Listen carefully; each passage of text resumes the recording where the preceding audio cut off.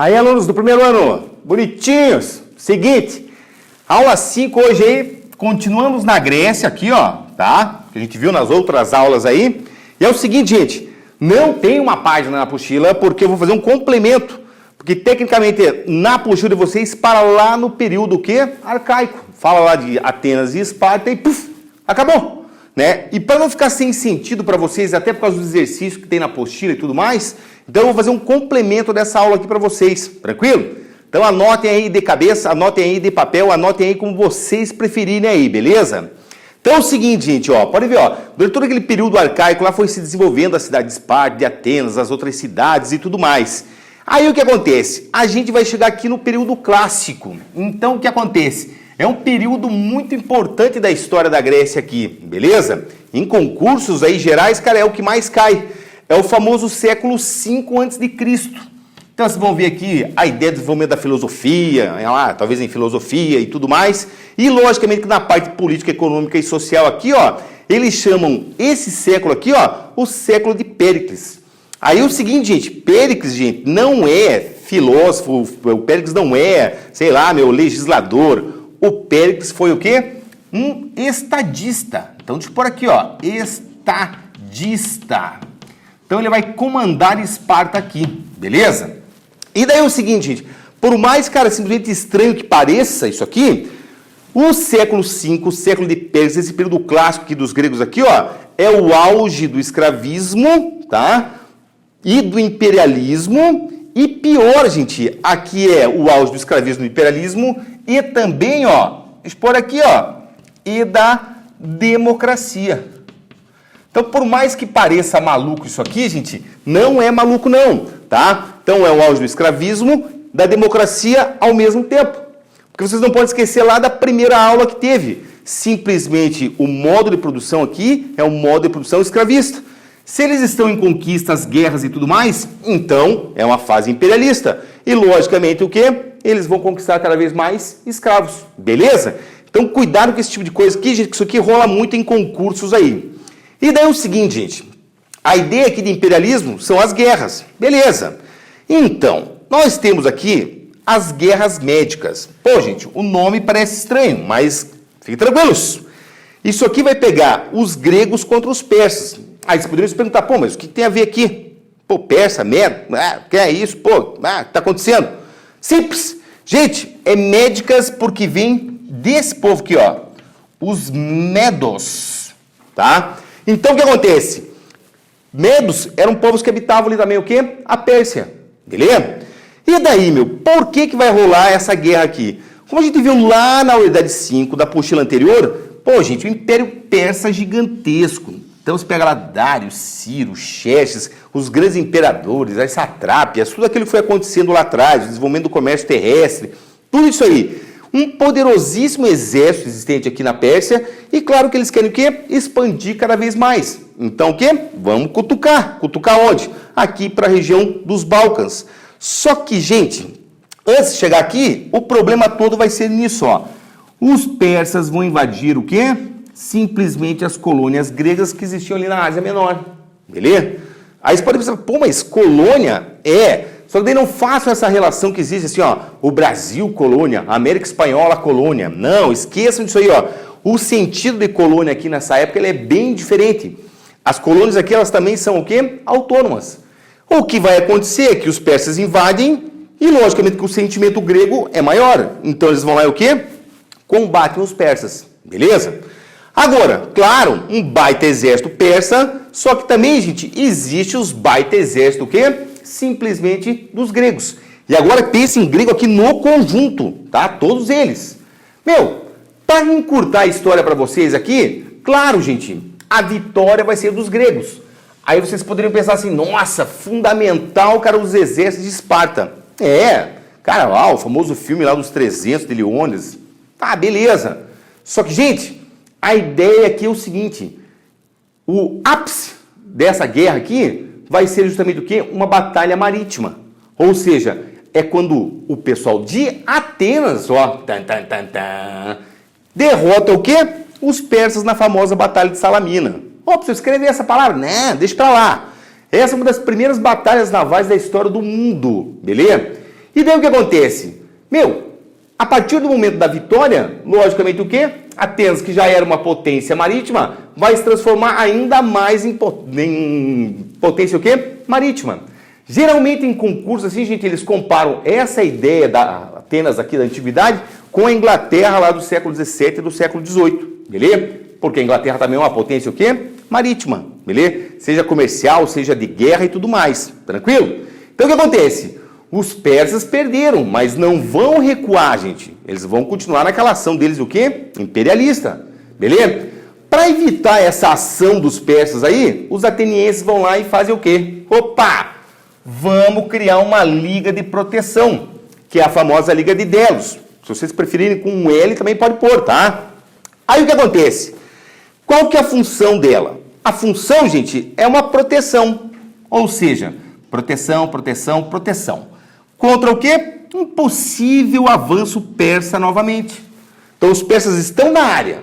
E daí como é que vai funcionar isso aqui? No começo da Liga de Delos, participam todas as cidades gregas e, logicamente, que Atenas, por ser o quê? A nação hegemônica aqui dentro da Grécia, eles vão lá e cobram impostos.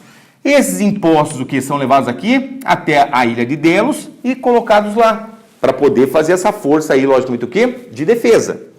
Porém, gente, vocês pensam que o quê? Corrupção é coisa do século 20, 21? Não, isso aí existe desde sempre. Essa grana dos impostos aqui, ó, em vez de ser feito para uma proteção contra os persas, vai ser feito para embelezar a cidade de Atenas. Vai se contratar lá um escultor importantíssimo da época lá, que é o Fídias, vão dar uma grana para ele, ele vai o quê? Reconstruir Atenas. Adivinha quem é que estava no governo? Tadã! O Péricles.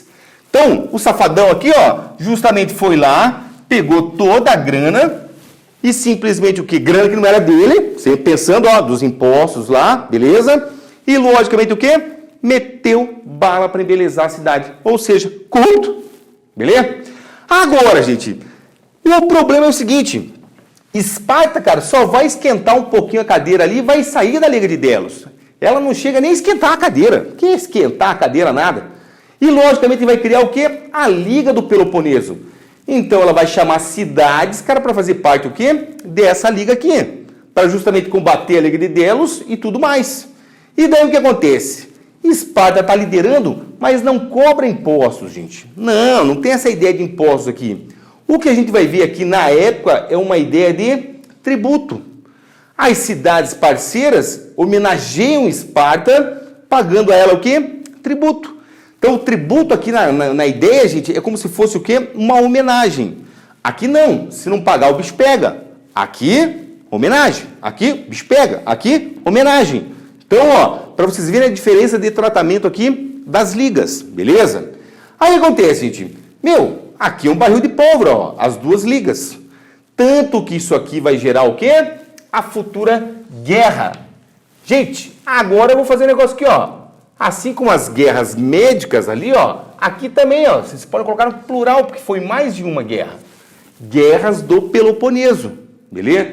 Geralmente vocês vão lá e dão uma linkada lá nos Google da vida, aparece lá, Guerra do Peloponeso. Mas também, são guerras que duram muito, tá? Aí acontece, no fino, Atenas contra Esparta. Aí sim, ó, aqui a nação espartana, logicamente o quê? Vai vencer e vai ficar com a hegemonia. Para vocês que estão com dúvida aí na palavra hegemonia, que eu falei lá e estou falando aqui de novo, é justamente o quê? Ficar por cima, tá? Agora que tem um lance aqui, gente, que dá muita dor de cabeça nesse processo todo aqui.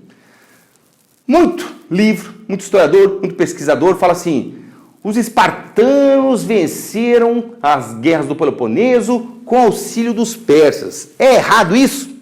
Não, gente. Não é errado, eu pelo menos não considero errado. Só que daí a gente tem uma questão aqui que ela envolve muita briga. Não é que Esparta e os persas aqui eram amigaços, amigões, amigolhões, aquela coisa toda, amiguchos. Não. A ideia que vocês têm que pensar aqui é o seguinte, Esparta está atacando Atenas de novo, vai destruir aqui. E logicamente que os persas também estão atacando o mundo grego. Então o que acontece? São dois poderosos exércitos, o quê? Atacando Atenas. E quem vai se ferrar nessa vai ser o quê? Atenas. Esparta sai o quê? De buena. Beleza? E daí, gente, o problema aqui agora é o seguinte, Atenas não engole a derrota, jamais. E ela vai querer o quê? Se vingar de Esparta. E daí a gente vai começar um outro processo que o nome que se dá, o mais conhecido pelo menos, é guerra fratricida. Porque vai pegar da palavra fratelli, que é irmão contra irmão. Ou seja, todos os gregos ali. E daí, gente, o lance é assim, vai aparecer essa cidade, Tebas. Pô, pessoal, mas de onde que veio isso aí? Caiu do céu? Naves espaciais? Não. Tebas, junto lá com Corinto, Megária e outras cidades, fazia parte da Liga Neutra. Ou seja, eles não participaram desse processo aqui, beleza? E daí o que vai acontecer? Simplesmente Tebas e Atenas atacam Esparta. Ou seja, Atenas já estava totalmente destruída, agora vai se tornar totalmente destruída aqui. E lógico, gente, Tebas também vai sofrer. Todas as cidades, ó, todos os gregos estão o quê? Sofrendo. Tanto que a gente fala assim, ó, isso aqui foi tão besta, mas tão besta, que a hegemonia de Tebas, ela é efêmera, ou seja, passageira. Meu, tá todo mundo arrebentado aqui, gente, todo mundo destruído. E daí que é aquela ideia, gente, consequência, que nem eu coloquei na nuvenzinha para vocês aqui. Meu, enquanto eles estão se pegando lá, todas as grandes cidades gregas, aquela coisa toda, de fora quem está olhando? A Macedônia. Meu, se vocês pegarem no mapa até hoje lá, ó, vocês vão ver a Macedônia fica ali em cima, piquititinha, tá? E tecnicamente o que vai acontecer? Desde lá do seu primeiro grande rei, o Filipe, e depois com o filho dele aqui, Alexandre, eles já estão lutando contra os persas e vão vendo os gregos se destruírem e vão lá e o quê? Fala assim, agora é a nossa vez. Já que eles estão destruídos, vamos invadir lá. Ou seja, o pessoal da Macedônia vai aproveitar a fraqueza que existe aqui justamente o quê? Dentro do processo grego e vai conquistar. Beleza? Então o que acontece? Aqui terminaria aquilo que a gente chama lá o período clássico e por volta aqui do século II começaria o que a gente chama do período o quê? Helenístico. O último período, cara, da história da Grécia aqui na antiguidade. Beleza? E daí, meu? Nossa, cara, isso aqui é cheio de coisa bacana. Tô mentindo. Meu, o Alexandre, beleza. Um grande general, lutou ao lado do pai contra os persas, lutou aqui contra os gregos. Simplesmente, cara, se torna o senhor da Pérsia. Pode ver, quando eu coloco o senhor da Pérsia aqui, gente, porque tecnicamente o que vai rolar? Ele conquistou tudo que era do Império Persa. Tudo. Conquistou o quê? A Grécia. E diz a lenda, cara, que ele chegou ao quê? Até a Índia. Não para estender um domínio sobre a Índia toda, mas chegou ao quê? A exercer um controle. Então o cara foi o quê? Um dos grandes generais da antiguidade. Não que eu concorde muito, até porque eu não concordo quase nada mesmo, ó. Chego a falar disso aqui como sendo a primeira globalização. Às vezes vocês vão dar uns links aí. O pessoal mais maluco considera o quê? A primeira globalização. Mesmo não envolvendo lá justamente todo o processo da América, do Novo Mundo, Austrália, aquela coisa toda. Que ainda, tecnicamente, não havia sido descoberto. Beleza? Agora, gente, o importante é o seguinte. O Alexandre, por mais que era macedônio, foi educado pelos gregos. Ele teve uma educação grega, tá? Voltada para todos esses princípios o quê? Lá ligados a uma cultura grega. Então, o que ele vai fazer? Propagação da filosofia, das artes, da cultura em geral, o quê? Dos gregos. Que daí a gente vai ver um pouco na aula que vem, tá? Então, vai construir diversas bibliotecas. Olha aí, ó, a famosa Biblioteca de Alexandria, tá? O Farol de Alexandria, tudo de Alexandria. Se vocês derem uma googleada aí, gente, vocês vão ver que existem centenas de cidades chamadas o quê? Alexandria. Não é só aquela do Egito lá não, gente. Existem muitas cidades com o nome do quê? De Alexandria. Tudo por causa do quê? Desta propagação da cultura aqui. Beleza? Então, lá a partir do século II, lá vai se desenvolver todo um processo aqui de expansão disso. E lógico, gente, isso aqui chega até o quê? Ao Oriente. O que seria hoje lá toda a região da Turquia. E daí vocês vão ver que isso aqui vai ter uma importância fundamental, gente, até lá no processo da Idade Média, tá? Porque tecnicamente o Império Bizantino se chama Império Romano do Oriente. Mas ele é diferente do Império Romano do Ocidente, justamente por causa do quê? Da predominância aqui da cultura dos gregos, tá? Então, tecnicamente, foi muito importante, curto, porém, o quê? Importante esse período de dominação do Alexandre. Tanto que eles dão esse nome aqui, ó, que está na nuvenzinha. Helenismo. Então, o que acontece, gente? Geralmente, vocês vão pegar, se não me engano, tem até um exercício lá no caderno de atividade de vocês. Vocês vão ver assim, ó, fusão da cultura grega e persa. Porque diz que tinha uma ideia dele fazer uma nova raça também, né? Criar uma nova raça. Parece uma coisa meio Alemanha nazista. Parece, gente. E daí o que acontece, ó? A ideia dele era pegar o quê? Os homens gregos, macedônios, brancos e, logicamente, o quê, ó? Cruzar com as mulheres da Pérsia. E assim fazer o quê? Uma nova cultura. Beleza? E daí, gente, o problema não é somente a ideia da Grécia e nem, logicamente, o quê? A ideia da Pérsia. Vocês têm que colocar também o quê? A ideia da cultura egípcia. Então, tecnicamente, o império dele foi gigantesco por causa desse processo aí, ó. Por causa da ideia o quê? Egípcia também. Beleza? Então, pensem sempre nesse lance. E daí, gente, o problema morreu muito jovem. Morreu na Babilônia, se não me engano, com 33 anos. Né? Tem a teoria aí que ele morreu de febre amarela, né? Malária. Para mim é tudo igual isso aí. Outros dizem que ele foi justamente o quê? Envenenado, tá? E daí, gente, o problema é o seguinte. Quando dá a morte dele, o império todo é dividido entre seus generais. Então você vai ver lá o Seleuco, Ptolomeu, todos eles vão o quê? Dividir o império. Aí é aquela máxima de sempre, né, gente? Se já está dividindo é porque já não existe uma coesão entre esses generais aí. E tecnicamente o que vai acontecer, gente? Já era. Aos poucos eles vão perdendo o quê? Terreno.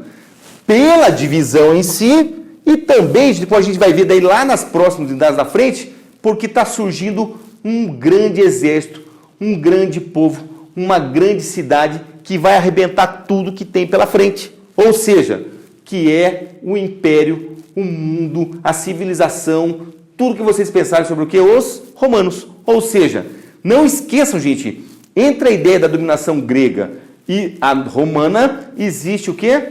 A macedônica. Beleza? Ou seja, aqui, puf, acaba a Grécia. Tranquilo? Então, gente, como a aula complementar para vocês é isso. Senão ficaria muito sem sentido pegar e parar lá o quê? No período arcaico. Grécia e Atenas, tá? E daí o que aconteceu com o resto do mundo? Tá aqui, gente, ó. Acabaram declinando, tá? Os macedônios dominaram e depois vai vir o domínio romano.